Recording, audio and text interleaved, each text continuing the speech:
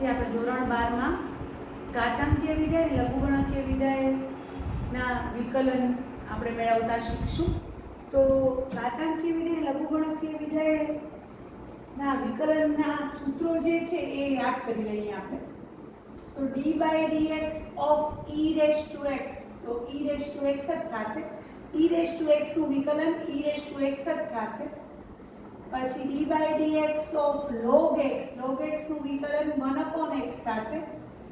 અને ત્રીજું એક આપણી બુકમાં એક્ઝામ્પલ સ્વરૂપે છે પણ એ સૂત્ર સ્વરૂપે પણ યાદ રાખશું, a raised to x, તો a raised to x into log a Aadhaar e. તો આ ત્રણ સૂત્રો આપણે લઘુગણકીય વિધેય અને ઘાતાંકીય વિધેયના જ્યારે આપણે વિકલન કરશું ત્યારે આ સૂત્રોનો આપણે ઉપયોગ કરશું. e raised to x નું વિકલન e raised to x, log x નું વિકલન 1/x, a raised to x નું વિકલન a raised to x into log a to the base e. તો આ ત્રણ સૂત્રો આધારિત આપણે એક્ઝામ્પલ હવે આપણે કરશું. આ તો પોતે જ e raised to x નું e raised to x જ થશે, log x નું 1/x થશે. અને આનું એક ઉદાહરણ લઈ લઈએ તો d/dx of ધારો કે 2 raised to x હોય, 2 એટલે કોઈ સંખ્યા છે, raised to x એટલે ચલ ઘાતમાં છે એટલે એને ઘાતાંકીય વિધેય કહેવાય. ઘાતાંકીય વિધેય કોને કહેવાય? જ્યારે ચલ છે એ ઘાતમાં હોય એટલે એને ઘાતાંકીય વિધેય કહેવાય. તો 2 raised to x નું પહેલા 2 raised to x, a raised to x નું a raised to x into log a to the base e એટલે log 2 to the base e. તો આ રીતે ધારો કે તમારા પાસે એક્ઝામ્પલ હોય કે d/dx of 3 raised to sin x, તો 3 raised to sin x નું પહેલા 3 raised to sin x પોતે સાંકળ નિયમ પણ અહીંયા આવશે into log 3 આધાર e અને into d/dx of sin x, કારણ કે x ની જગ્યાએ x નું વિધેય છે sin x એટલે 3 raised to sin x નું 3 raised to sin x into log 3 to the base e into d/dx of sin x એટલે ફાઇનલ એનો આન્સર આવશે 3 raised to sin x into log 3 Aadhaar e into sin x નું cos x. તો આ રીતે તમને example આવી શકે છે. ધારો કે 5 raised to x square, તો 5 raised to x square નું પહેલા 5 raised to x square into log 5 to the base e તો આવશે, પણ into d/dx of x square એટલે સાંકળ નિયમ એમાં ભેગો આવશે એટલે 5 raised to x square into log 5 to the base e into x square નું પાછું 2x. તો આવી રીતે e raised to x માં પણ આવી શકે. આવી રીતે ધારો કે e raised to તમારી પાસે cos x છે, તો e raised to cos x નું વિકલન e raised to cos x into d/dx of cos x એટલે બાજુમાં સાંકળ નિયમ લખવાનો કારણ તરીકે એટલે e raised to cos x into cos x નું minus sin x. આ રીતે તમે ચોક્કસ કરી શકો છો. d/dx of માની લો e raised to tan inverse x છે, તો e raised to tan inverse x નું e raised to tan inverse x into d/dx of tan inverse x. તો e raised to tan inverse x પોતે એમને એમ અને tan inverse x નું વિકલન 1/1 plus x square. તો આ રીતે તમે e raised to માં પણ કરી શકો, એટલે log માં પણ કરી શકો. d/dx of log of sec x, તો log of sec x નું 1/sec x into d/dx of sec x, તો 1/sec x into d/dx of sec x નું sec x tan x એટલે sec x tan x sec x ઉડી ગયા એટલે આવ્યા tan x. તો આ રીતે તમે અંદર સાંકળ નિયમ વાપરી અને ઘાતાંકીય વિધેયનું અને લઘુગણકીય વિધેયનું આ રીતે વિકલન કરી શકો. આ બધા ઘાતાંકીય વિધેયો આપણે અત્યારે જોયા છે. લઘુગણકીય વિધેય હવે જોશું. તો પહેલા આપણે ઘાતાંકીય વિધેયનો પ્રકારના દાખલાઓ કરીએ છીએ. આપણી પાસે ઉદાહરણ નંબર 29 છે.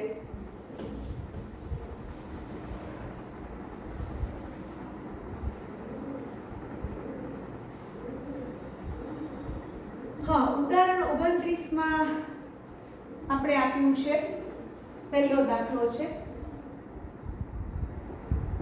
y બરાબર sin of log x, sin of log x અને બીજો છે y બરાબર e raised to minus x તો dy બાય dx શોધવાનો, શાનો પણ dy બાય dx શોધવાનો, શાનો પણ dy બાય dx શોધવાનો છે. તો sin of log x બાજુમાં x ગ્રેટર ધેન 0 આપેલું છે, કારણ કે હંમેશા ધન સંખ્યાનો જ લઘુગુણક આવે, તો એ યાદ રાખો. તો dy બાય dx શોધો. તો dy બાય dx બરાબર, તો sin હોય અંદર log x છે, તો sin નું cos of log x into d by dx of log x, કારણ સાંકળ નિયમ. હવે cos of log x into log x નું 1/x, તો આ જવાબ આવશે. બીજો દાખલો છે એમાં ઈ જ પ્રમાણે dy by dx બરાબર e raised to minus x નું e raised to minus x into d by dx of minus x, e raised to minus x નું e raised to minus x into minus x નું -1, આ જવાબ આવશે બીજા દાખલાનો. એવી રીતે એક્ઝામ્પલ નંબર 3 છે 29માં ઉદાહરણમાં ત્રીજો દાખલો, y બરાબર cos inverse e raised to x, તો dy by dx શોધો. તો dy by dx બરાબર cos inverse મનમાં u ધારી લો, -1/√1 minus e raised to x નો સ્ક્વેર ઇન્ટુ જેને u તરીકે ધાર્યું, કોને e raised to x એનું વિકલન, અને મનમાં u ધારી લેવાનું, cos inverse u નું -1/√1 minus u square into d by dx of u એટલે e raised to x છે, -1/√e raised to 2x થશે, અને into e raised to x નું વિકલન e raised to x. તો આ રીતે આપણે એક્ઝામ્પલ નંબર 4 કર્યો, 3 કર્યો. હવે 4, y બરાબર e raised to cos x છે, તો dy by dx શોધો. તો dy by dx બરાબર e raised to cos x નું પહેલા e raised to cos x into d by dx of cos x, બાજુમાં સાંકળ નિયમ લખવાનો, e raised to cos x નું minus sin x, તો આ જવાબ છે. તો આવો પ્રકાર, આ પ્રકાર સરળ છે. તો આપણે ઉદાહરણ 29 કર્યું. હવે સ્વાધ્યાય નંબર 5.4 તરફ જઈએ છીએ. સ્વાધ્યાય નંબર 5.4, એમાં પણ આ જ પ્રકારના એક્ઝામ્પલ છે. અંદર બધા જ નિયમોનો ઉપયોગ આવશે, સાંકળ નિયમ, ગુણાકારનો કાર્ય નિયમ, પ્રતિવિધેયના વિકલનનો નિયમ, ગુણ વિધેય, બધા જ નિયમો જેટલા આપણે આગળ શીખી ગયા છીએ બધાનો ઉપયોગ આવી શકે છે. તો આ પ્રકારમાં આપણે હવે જોઈએ છીએ ઘાતાંક વિધેયના વિકલનમાં. આપણે સ્વાધ્યાય નંબર 5.4,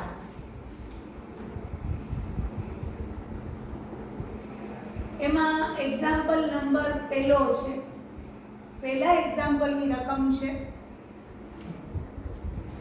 y બરાબર e raised to x by sin x, તો dy by dx મેળવો.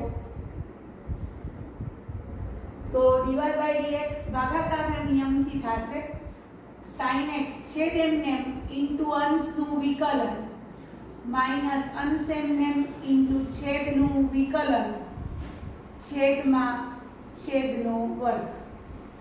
sin x એમને e raised to x નું વિકલન e raised to x minus e raised to x એમને sin x નું cos x by sin square x. તો જવાબ આવશે e raised to x common કાઢ્યા, sin x minus cos x by sin square x. તો આ રીતે આપણે એક્ઝામ્પલ નંબર 1 સ્વાધ્યાયનો 5.4 નો હવે એક્ઝામ્પલ 2 કરીએ છીએ. y બરાબર e raised to sin inverse x, તો dy by dx શોધો. તો તમને ખબર છે કે dy by dx બરાબર e raised to sin inverse x નું પહેલા e raised to sin inverse x પોતે into d by dx of sin inverse x, બાજુમાં લખવાનું સાંકળ નિયમ. ખબર છે, સાંકળ નિયમ પરથી આપણે કર્યું.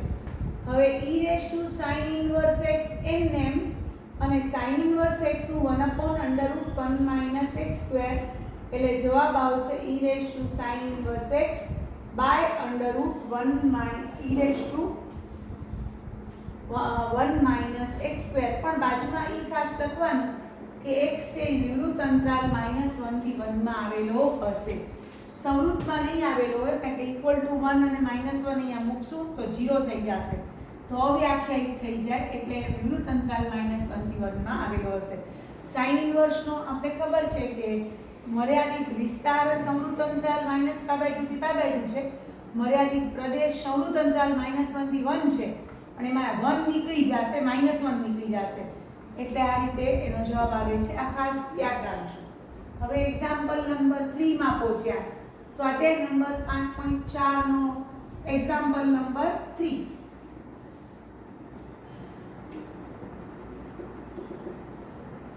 એક્ઝામ્પલ 3 માં રકમ આપી છે y =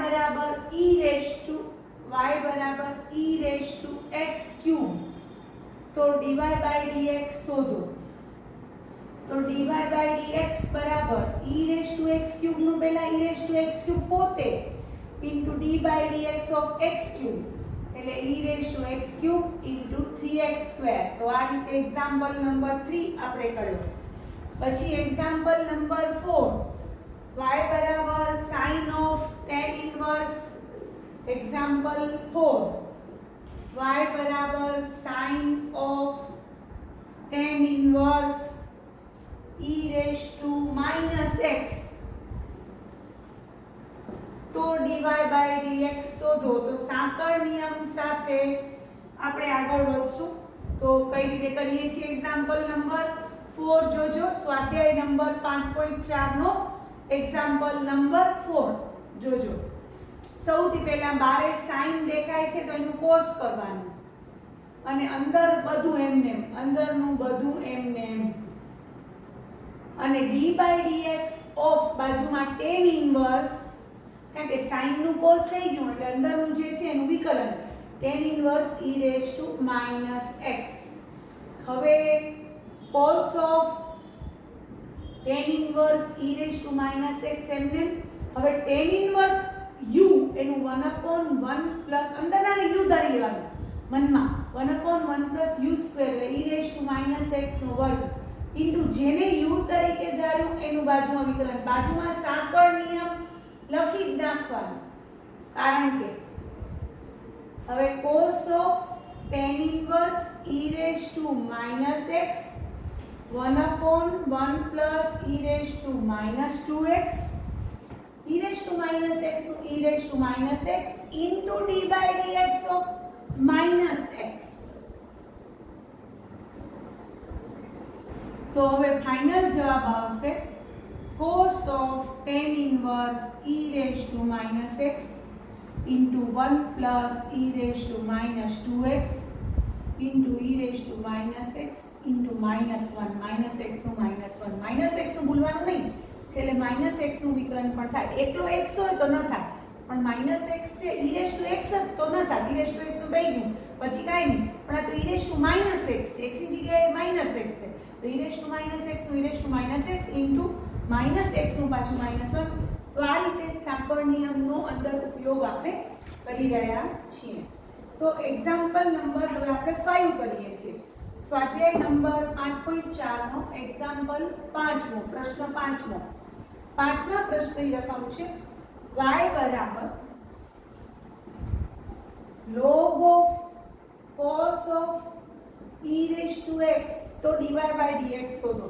log of cos of e⁻x તો dy/dx શોધવાનું છે. તો સાંકળ નિયમનો આપણે ઉપયોગ કરશું. પારે પેલા log છે log u, log 1 માં અંદર u ધારી લેવાનું. એક વિધાય log દેખાય અંદર u, log u નું 1/u એટલે 1 cos e⁻x into જેને u તરીકે ધાર્યું એનું બાજુમાં વિકલન cos e⁻x. હવે 1 cos e⁻x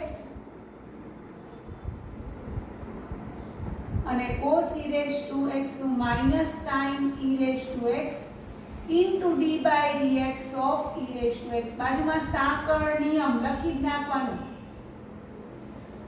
હવે આ sin by cos એટલે -tan e⁻x sin by cos એટલે tan થઈ જાય અને into e⁻x નું વિકલન e⁻x અને tan ના શૂન્યો તમને ખબર છે tan એટલે sin ભાગ્યા cos થાય તો cos ના શૂન્યો આવવા જોઈએ નહીં. e⁻x is not equal to 2n plus 1 pi by 2 જ્યાં n બિલોંગ્સ ટુ z. જોઈ લો અહીંયા છેદમાં જે cos છે, આ છેદમાં cos છે, cos 0 થવો ન જોઈએ. cos ક્યારે 0 ન થાય? e⁻x જો 2n + 1π/2 ન થાય તો, કારણ કે cos ના શૂન્ય અહીંયા આવી જાય તો છેદ 0 થઈ જાય. π/2 ના એકી સહગુણકો b અને b' વાળા બિંદુઓ એકમ વર્તુળ પરના, તો e⁻x is not equal to આ બાજુમાં લખી નાખવાનું. તો એક્ઝામ્પલ નંબર હવે આપણે પહોંચ્યા છે 6 માં. એક્ઝામ્પલ નંબર 6 માં પહોંચ્યા.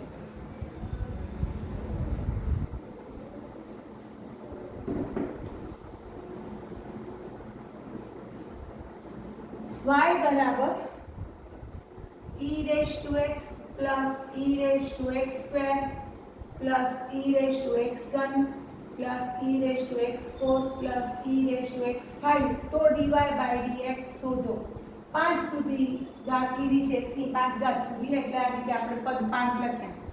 હવે dy/dx તો બધાનું વિકલન કરતા જઈએ. e⁻x નું પહેલા d/dx of e⁻x, સરવાળાનો કાર્ય નિયમ d/dx of e⁻x² plus d/dx of e⁻x3 plus d/dx of e⁻x4 plus d/dx of e⁻x5. હવે e⁻x નું e⁻x, e⁻x² નું e⁻x² into x² નું પાછું વિકલન d/dx of x², e⁻x3 M d/dx of x3, e⁻x ની 4 ઘાત એમ d/dx of x ની 4 ઘાત, e⁻x5 M d/dx of x5. સાંકળ નિયમ કારણ તરીકે બાજુમાં લખી નાખવાનું. હવે તમને બધાને ખબર છે e⁻x નું વિકલન શું થાય? e⁻x e⁻x² into 2x, x² નું વિકલન 2x, e⁻x3 into 3x² plus e⁻x ની 4 ઘાત into 4x3 plus e⁻x ની 5 ઘાત into 5x ની 4 ઘાત. તો આ જવાબ છે આપેલા એક્ઝામ્પલ નંબર 6 નો આપણે એક્ઝામ્પલ નંબર 6 કર્યો. હવે આપણે એક્ઝામ્પલ નંબર 7 તરફ જઈએ છીએ. એક્ઝામ્પલ નંબર 7 લઈએ. સ્વાધ્યાય નંબર 5.4 નો એક્ઝામ્પલ નંબર 7. y બરાબર e⁻x √, જ્યાં x greater than 0 તો dy/dx શોધો. હા, e⁻x આખા ઉપર વર્ગમૂળ છે અને જ્યાં x greater than 0 તો તમારે સૌથી પહેલા શું કરવાનું? આ e⁻x છે ને આખા ઉપર 1/2 ઘાત છે, તો તમે હવે આને ગોઠવણ કરશો તો dy/dx મેળવીએ. પહેલા ઘાત એટલે 1/2 આગળ, અંદર u ધારી u⁻1 આખું u -1/2 પછી જેને u તરીકે ધાર્યું કોને? e⁻x એનું વિકલન. આ ખાસ યાદ રાખો, આને મનમાં u ધારી લેવાનું. બારે જે ઘાત દેખાડી ને અંદરનું આખું u u⁻1/2 તો 1/2 u⁻1/2 પછી જેને u તરીકે ધાર્યું એનું વિકલન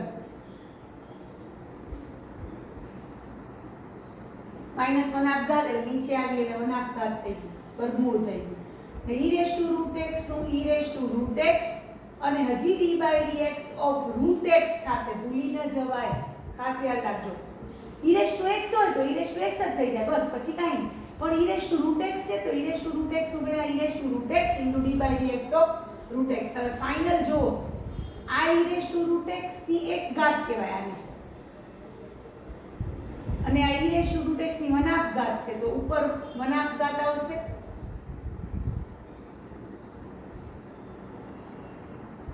નીચે છેદમાં 2 અને √x નું 1/2 √x. આ √x નું 1/2 √x. તો આ જવાબ આવશે. કેમ કર્યું? આ e⁻x ની એક ઘાત છે, આ e⁻x ની 1/2 ઘાત છે, તો 1/2 ઘાત 1 માંથી જાય એટલે ઉપર 1/2 ઘાત થઈ ગઈ, આ 2 નીચે પડ્યા છે અને વર્ગમૂળમાં x નું વિકલન 1/2 √x. તો આ રીતે આ જવાબ આવ્યો. તો એક્ઝામ્પલ નંબર 7 આપણે કર્યો. હવે આપણે એક્ઝામ્પલ નંબર 8 કરીએ છીએ.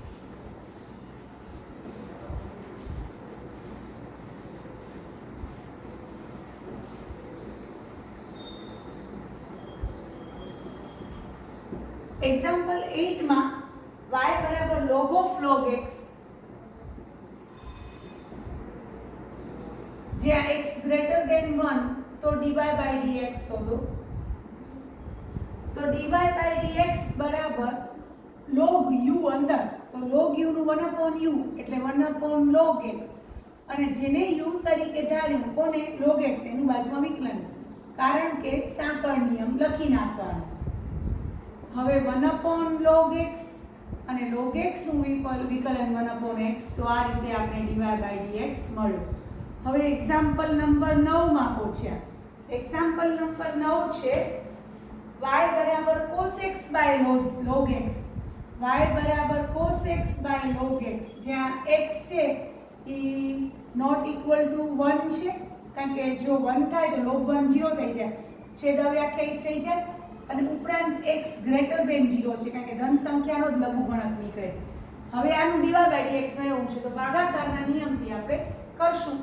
તો ભાગાકારનો નિયમ છેદ એમ ઇન્ટુ અંશનું વિકલન માઈનસ અંશ એમ ઇન્ટુ છેદનું વિકલન છેદમાં છેદનો વર્ગ, એટલે ભાગાકારના નિયમથી dy by dx આપણે મેળવશું. તો log x M d by dx of cos x minus cos x M d by dx of log x છેદમાં log x whole square. હવે log x M d by dx of cos x એટલે minus sin x minus cos x એમ log x નું 1 upon x છેદમાં log x આખાનો વર્ગ. તો આ જવાબ લખશો તો પણ સાચો છે. તો આ રીતે આપણે સ્વાધ્યાય નંબર 5.4 ના એક્ઝામ્પલ કર્યા. હવે આપણે આગળ લઘુગણકીય વિધેયના દાખલા કરશું. તો તમને મારો વિડીયો પસંદ આવ્યો હોય તો લાઈક કરજો, શેર કરજો અને મારી ચેનલને સબસ્ક્રાઇબ કરજો. Thank you very much.